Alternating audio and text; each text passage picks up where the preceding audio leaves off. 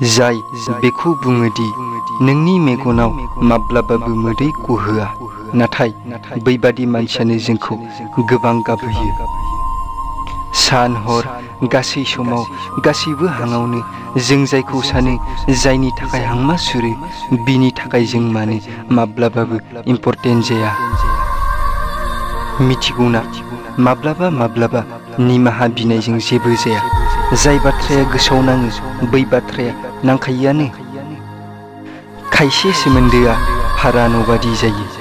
बेखौ नों जेसेखि साजाया मानो, नाथाय बियो नोंनि माब्लाबाबो जानो हाया। बै मानसिनि थाखाय माब्लाबाबो दागाब, जायनि थाखाय नोंनि मोदैया जेबो बेसेन गैया। गाज्रि समखौ थांनो हो।